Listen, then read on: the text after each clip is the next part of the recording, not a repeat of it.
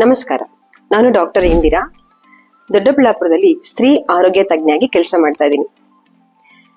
ನಮ್ಮ ಜೊತೆ ಬೇಕಾದಷ್ಟು ಜನ ಸಾಧನೆ ಮಾಡಿದವರು, ಸಾಧನೆ ಮಾಡದೇ ಇರೋರು, ಫೇಲ್ ಆದವರು, ಏನೂ ಜೀವನದಲ್ಲಿ ಆಗಲ್ಲಪ್ಪ ಅಂತ ಮುಂದೆ ಹೋದವರು, ಎಲ್ಲರ ಒಂದು ಮಿಶ್ರಣವನ್ನ ನಾವು ಜನಾಂಗದಲ್ಲಿ ನೋಡ್ತೀವಿ. ಆದ್ರೆ ಚೆನ್ನಾಗಿ ಒಂದು ಸಾಧನೆ ಮಾಡಿದ್ದಾರೆ ಅಂತ ನಾವು ಯಾರನ್ನ ನಾವು ಹೊಗಳ್ಬೇಕಂತ ಅನ್ಕೊಂಡಿದೀವೋ ಅವ್ರ ಹತ್ರ ಕೆಲವೊಂದು ಸಲ ಮಾತಾಡಿದಾಗ ನಮ್ಗೆ ಅರ್ಥ ಆಗಿದ್ದು ಇಷ್ಟು: ಅವರ ಸಾಧನೆ ಅಥವಾ ಅವ್ರು ತಲುಪಿರುವಂತ ಘಟ್ಟ ಒಂದ್ ದಿವಸಕ್ಕೆ ಬಂದಿದ್ದಲ್ಲ, ಖಂಡಿತವಾಗ್ಲೂ ಒಂದ್ ದಿವಸಕ್ಕೆ ಬಂದಿದ್ದಲ್ಲ. ಎಲ್ಲಿಂದ ಅವ್ರು ಆರಂಭ ಮಾಡಿದ್ರು ಅಂತ ಆ ಮೂಲಕ ಹೋದಾಗ ನಮ್ಗೆ ಗೊತ್ತಾದಂತ ಒಂದು ಅದ್ಭುತವಾಗಿರುವಂತ, ಎಲ್ಲರೂ ಮಾಡಕ್ ಸಾಧ್ಯ ಇರುವಂತ ಒಂದೇ ಒಂದು ಅಭ್ಯಾಸ, ಅದು ಓದು. ನಿಯಮಿತವಾದ ಓದು. ಪ್ರತಿದಿನ ನಿಯಮಿತವಾಗಿ 20 ನಿಮಿಷ ಓದುವುದರಿಂದ ಎಷ್ಟೆಲ್ಲ ಲಾಭ ಇದೆ ಅಂತ ನೀವು ಓದಿ ಅಟ್ಲೀಸ್ಟ್ ಒಂದು 21-22 ದಿನಗಳ ಕಾಲ ನಾನು ಓದ್ತೀನಿ ಅಂತ ನಿರ್ಧಾರ ಮಾಡಿದಾಗ, ಆಮೇಲೆ ಆ ಒಂದು ಘಟ್ಟವನ್ನು ನೀವು ತಲುಪಿದಾಗ ನಿಮ್ಗೆ ಅರ್ಥ ಆಗತ್ತೆ. ಯಾಕಿಷ್ಟು ಹೇಳ್ತಾ ಇದ್ದೀನಿ, ಅದು ಈ ಕಾಲದಲ್ಲಿ ಯಾಕಪ್ಪ ಓದು ಇಷ್ಟೊಂದು ಮುಖ್ಯ ಅಂತಂದ್ರೆ, ನಮ್ಮ ಕೈಲಿರೋದು ಒಂದು ಕರಪಿಶಾಚಿ ಅಥವಾ ಕರ್ಣಪಿಶಾಚಿ ಅಂದ್ರೆ ಮೊಬೈಲ್. ಅದರಲ್ಲಿ ಬೇಕಾದಷ್ಟು ವಿಷಯಗಳಿದೆ, ಯಾವ್ದು ಬೇಕೋ ನಿಮ್ಗೆ ಕೈಯಲ್ಲಿ ಸಿಕ್ಕತ್ತೆ.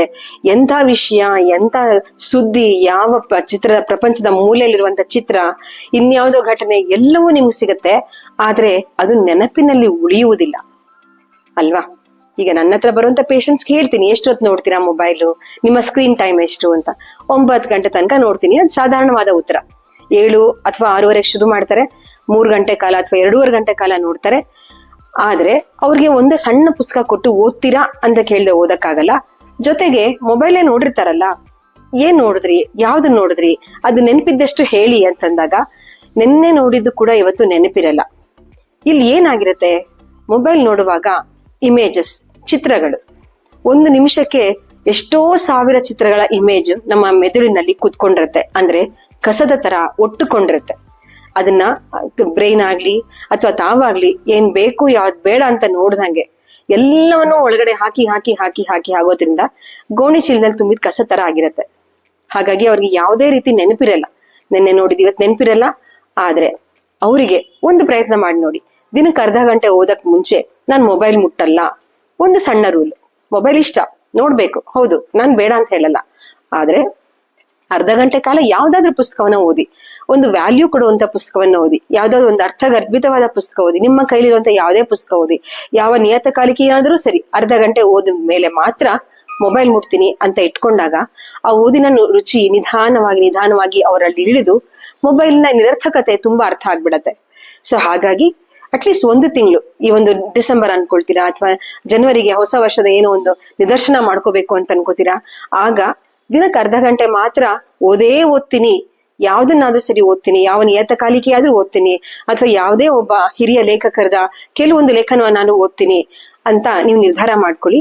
ಆ ಲೇಖನದಲ್ಲಿ ಇರುವಂತಹ ಒಂದು ವಿಷಯ ಏನ್ ಹೇಳಿರ್ತಾರೆ ಅದನ್ನ 1-2 ಸಲ ಪುನರ್ಮನನ, ನೀವು ನಡೆಯುವಾಗ್ಲೋ, ಕಾರಲ್ಲಿ ಕುತ್ಕೊಂಡಾಗ್ಲೋ, ಎಲ್ಲೋ ಪ್ರಯಾಣ ಮಾಡುವಾಗ್ಲೋ, ಅಥವಾ ಸುಮ್ನೆ ಏನು ಇಲ್ದಂಗೆ ಕುತ್ಕೊಂಡಿರುವಾಗ್ಲೋ 1-2 ಸಲ ಪುನರ್ನಮನ ಮಾಡ್ಕೊಳ್ಳಿ. ಆಗ ನಿಮ್ಮ ವ್ಯಕ್ತಿತ್ವ ನಿಮಗ್ ಅರಿವಿಲ್ಲದಂತೆ ಬೆಳೆಯೋದು ನಿಮ್ಗೆ ಗೊತ್ತಾಗತ್ತೆ. ಇದು ಯಾಕೆ ಇಷ್ಟೊಂದು ಮುಖ್ಯ ಈಗ? ಯಾಕಂದ್ರೆ ನಾವು ಏನ್ ಯೋಚನೆ ಮಾಡ್ತೀವಿ ಅದ್ ನಾವಾಗಿರ್ತೀವಿ, ನಾವು ಏನನ್ನ ನೋಡ್ತೀವಿ ಅದ್ ನಾವಾಗಿರ್ತೀವಿ, ಏನನ್ನ ನಾವು ಚೂಸ್ ಮಾಡ್ಕೋತೀವಿ ಅಥವಾ ನಾವು ಆರಿಸ್ಕೊಳ್ತೀವಿ ಅದು ನಮ್ಮ ವ್ಯಕ್ತಿತ್ವದ ಒಂದು ಚೌಕಟ್ಟಾಗಿರತ್ತೆ. ಈ ಚೌಕಟ್ಟನ್ನ ಚೊಕ್ಕವಾಗಿ ಇಟ್ಕೋಬೇಕಾಗಿರೋದು ನಮ್ಮದೇ ಕೆಲಸ ಅಲ್ವಾ? ಸೊ ಈ ಮೊಬೈಲ್ ಅಲ್ಲಿ ಆಗುವಂತ ಸಮಸ್ಯೆ ಅಂದ್ರೆ, ಲಕ್ಷಾಂತರ ವಿಷಯಗಳನ್ನ ನಾವು ಬೆರಳ ತುದಿಯಲ್ಲಿ 1 ಸೆಕೆಂಡ್ಗೆ ಒಂದು ಕಡಿಮೆ ಅಂದ್ರೂ 20ರಷ್ಟು ನಾವು ಸ್ಕ್ರೋಲ್ ಮಾಡ್ತಾ ಹೋದಾಗ ಮೆದುಳು, ಹಾಗೆ ನರ ಮತ್ತು ನಮ್ಮ ಮನಸ್ಸು ಎಲ್ಲವೂ ಘಾಸಿಗೊಳ್ಳುತ್ತೆ. ಅದನ್ನ ಬಿಟ್ಟು ನಿಧಾನವಾಗಿ ಓದುವುದಲ್ಲಿರುವ ಸ್ವಾರಸ್ಯ, ಆರೋಗ್ಯಕರವಾಗಿರುವಂತಹ ಮನಸ್ಸು, ತಿಳಿಯಾದಂತಹ ಆಲೋಚನೆ ಎಲ್ಲವೂ ಬರಕ್ಕೆ ನಮ್ಮ ಕೈಯಲ್ಲಿ 20 ನಿಮಿಷಗಳ ಕಾಲವಾದರೂ ಒಂದು ಒಳ್ಳೆಯ ಪುಸ್ತಕ ಇರಲಿ. ಪ್ರತಿಯೊಬ್ಬರಿಗೂ ಆ ಒಂದು ಅಭ್ಯಾಸ ಚಿಕ್ಕ ವಯಸ್ಸಿನಲ್ಲೇ ಬರಲಿ. ಅಕಸ್ಮಾತ್ ಬಂದಿಲ್ಲ ಅಂದ್ರೂ ಯಾವ ವಯಸ್ಸು ಒಳ್ಳೆಯ ಅಭ್ಯಾಸವನ್ನ ಇಟ್ಕೊಳಕ್ಕೆ ಲೇಟು ಅಲ್ಲ, ಆಗೋದು ಇಲ್ಲ ಅಂತ ಅಸಾಧ್ಯವೂ ಅಲ್ಲ. ನಾವು ಮನಸ್ಸನ್ನು ಮಾಡ್ಬೇಕಷ್ಟೇ. 20 ನಿಮಿಷ 24 ಗಂಟೆಲಿ ತುಂಬಾ ಸಣ್ಣದಾದಂತ ಒಂದು ಸಮಯ ಗ್ಯಾಪ್. ಆ ಗ್ಯಾಪನ್ನ ನಾವು ಚೆನ್ನಾಗಿ ಉಪಯೋಗಿಸ್ಕೊಳ್ಳೋಣ. ನಮ್ಮ ಮನಸ್ಸನ್ನ ತುಂಬಾ ಚೆನ್ನಾಗಿ ಮಾಡ್ಕೊಳ್ಳೋಣ, ಚಂದವಾಗಿ ಇಟ್ಕೊಳ್ಳೋಣ ಮತ್ತು ನಮ್ಮ ವ್ಯಕ್ತಿತ್ವಕ್ಕೆ ಒಂದು ಮೆರುಗನ್ನ ನಾವೇ ಕೊಡೋಣ. ನಮಸ್ಕಾರ.